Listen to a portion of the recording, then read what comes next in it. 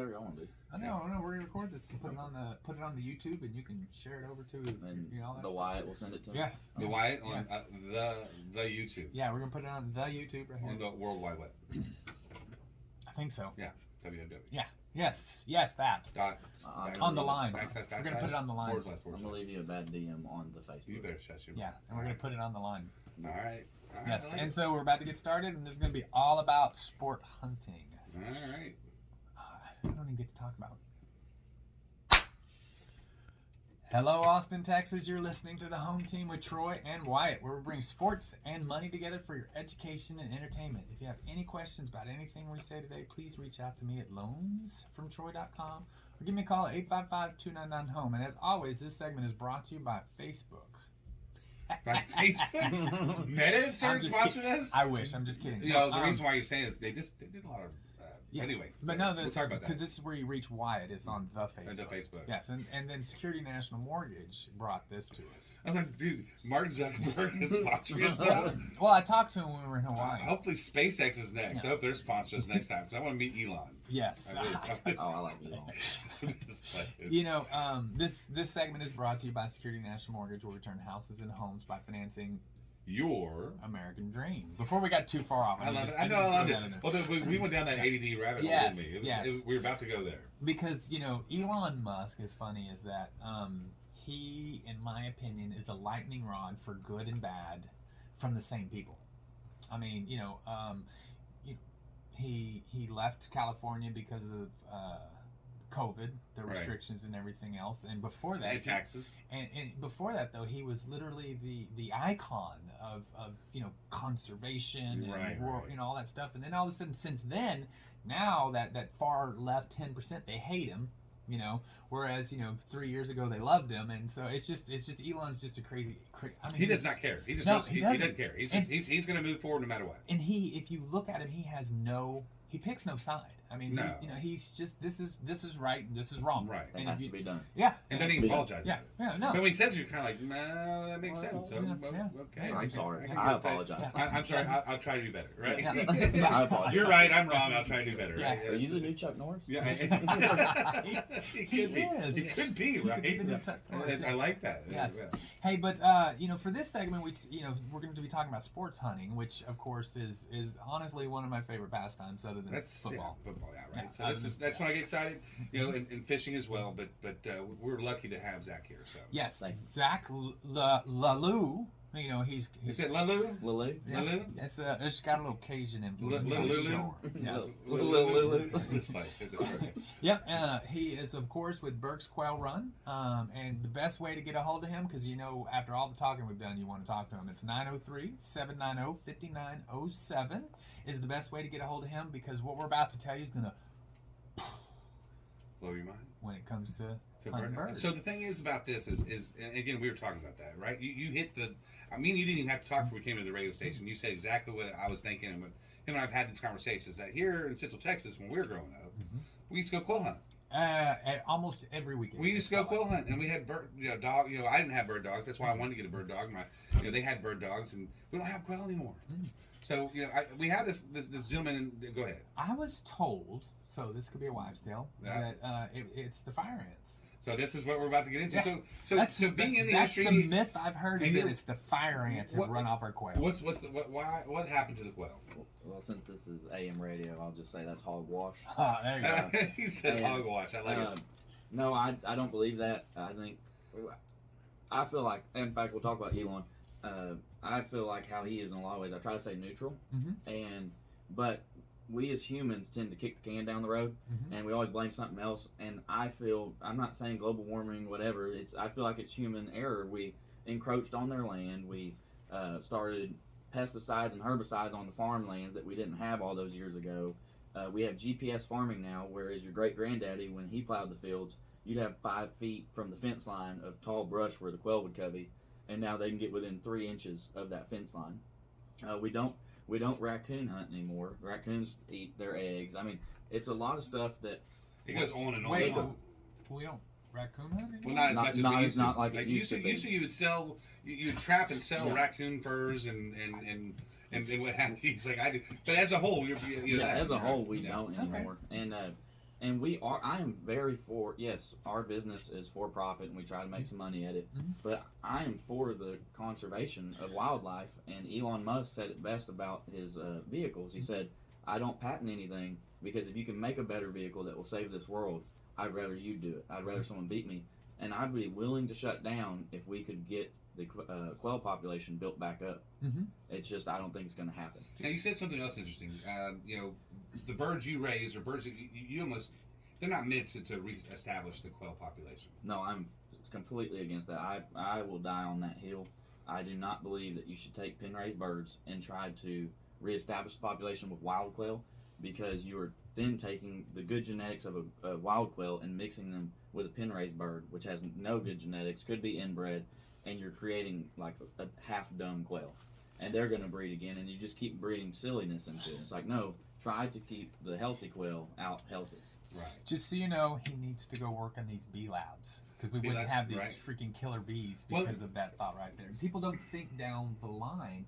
It's funny you talked about there is a misconception in my about opinion, hunters about that, is that hunters deplete, when really I don't know the exact number, but I'm going to throw out a number in my opinion. Please look it up and prove me wrong. That about 70% of the conservation money comes from hunters. Yeah. The game license, the tags, the ammo has conservation tax on it. All those the donations and things like that, because a hunter and getting money from poachers and what have you. And making sure to get the ones who are actually depleting us is catching those people. Yeah, it's like I don't know the number now, but it's like $5 a box of ammo goes to conservation. Right. And so people don't understand that, is that a hunter wants to keep, in general, don't get me wrong, there's outliers of everything, wants to keep the environment, the habitat, I couldn't think of the word right there for a second, the habitat in great shape, so that the animals can thrive, so that there is something to pass on to our children. Because I'm to the point now, I've got a 6-year-old. I want to teach my 6-year-old how to hunt, and if we don't I can't take him on a wild quail hunt anymore because there aren't any birds. I grew up doing that, so that's the things that I think people need to understand, and there's people have to think down the road, and that mixed line is how we have killer bees and all that sort of stuff, because they're like, hey, let's make the bees work harder. So speaking about quail, yes, and go ahead. You have a thought. I was going to say, I had a customer come out and he's questioning me about the pen-raised birds and why there's no quail, and I tell him that's my thought process. I say human error, and then I'm cleaning his birds and he tells me, yeah, when we were a kid it was nothing for us to shoot 400 in a day. And I was like, well, how big was your group? And he's like, there's 4 of us. And it's like the limit was 12 back then. He's like, yeah, we had to pay a guy in Abilene, Texas to hide all of our quail in his freezer. And it's like, you wonder why they're gone. Right. That might be one of the reasons. But you're right. We need to find him in Abilene.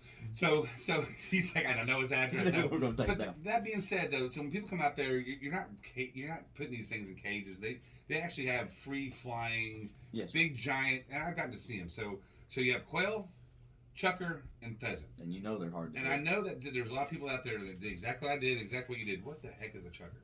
I know it is now. Chucker over the fence. Yes, it's a partridge. It's an all white meat bird. It's really good. They're tasty. Yes, sir. They fly differently. Pheasant's more linear, and a quail is kind of sporadic, and a chucker. It's in between it. Yeah, it's in between it. Taste wise, flight wise, it really is. And size wise. Size wise, I mean, it is. It generally is like a mixture between the two of them. Yes, sir. So when you go out there, people can expect to take a lot of birds home with them. Is that right? I mean, Our average bag for the day is 60% of whatever we put out. Okay. And we actually have a deal that we do every year. Whoever gets the highest percent, or the first person to get 100%, gets a free hunt the next year. Really? Yes, sir. Next time I go, I'm going to get on there by, hey, y'all's group's going to have to tighten up a bit. Hold on real quick. I'm just saying. I guided. I saw it. But hey, I did pretty good. Hey, it's a team effort, bro. That's why I want to make colored shot, because of people like Wyatt. I have people arguing all the time.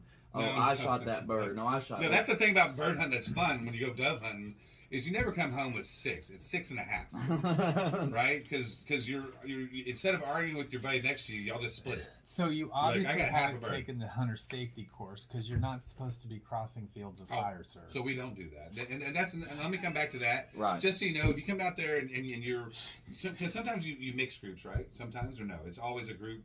You come with your own party, and we'll never put you in a field with people you don't know. No, okay, fair enough. But even then, you might say, okay, well, there's a lot of people out there who want to take their clients or what have you out there. Yeah. y'all go through a whole. Y'all are very safe out there as far as safety rules and regulations. Y'all teach people how to what to do, and y'all the guys which I went out there because people make mistakes, right? You're out there talking. They're on target to make sure that everyone stays in a safe atmosphere. Is that correct? Yes, our guides take it it's a very odd position because you want to have a great time and be fun, but you have to be serious because it can turn deadly real quick. Right. But we take a lot of precautions. We give a safety speech. We make them sign waivers. We charge them if a dog gets shot, and it depends on the day. If I'm mad at Ricky, right, if I'm mad at Ricky, I don't charge them if they pepper him. Right. but if it's a good day, they're paying. They're paying.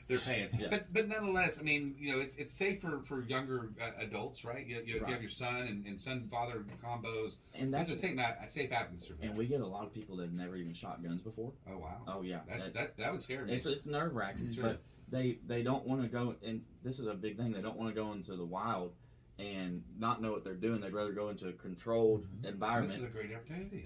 And I love it because I have people that come out first time ever shooting a gun, and then 3 years later they send me a picture of they shot a big old buck out in Oklahoma. It's a good start. Because it's the opening to it because they didn't know how to even get into it.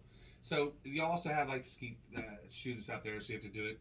But I just want to wrap it up real quick. So if people out there are looking for a fantastic time, it doesn't matter what skill level you're at. Right. The price point is really good. It's only a day drive or even a half a day drive for most places in Texas. Yes. You have quarters out there. They cook. Oh my goodness, the food out there is amazing. You have good times, good entertainment. The dogs are fantastic. You'll never have an experience like this. I mean, if you're thinking of a vacation or something to do, this is what I would do. And how they reach you? They can call us at 903-790-5907. We're old school. We don't do email and all that. Just give us a phone call. And real quick, what's your Facebook? Because people can call you and ask you questions. It's just Burks Quail Run. Burks Quail Run on Facebook. On the Facebook. Dude, thank you so much for coming, Zach. We really appreciate it. Absolutely. I'm excited. I mean, it's you're going to go. We're going to go. Absolutely. Hey, everybody. You've been listening to the Home Team with Troy and Wyatt. We hope you've enjoyed what you've heard. If you have any questions, please reach out to me at loansfromtroy.com. Give me a call at 855-299-HOME. And as always, this segment is brought to you by Security National Mortgage, where we turn houses into homes by financing your American dream. Hey, and we'll see you next week. That was awesome, dude. Thank you.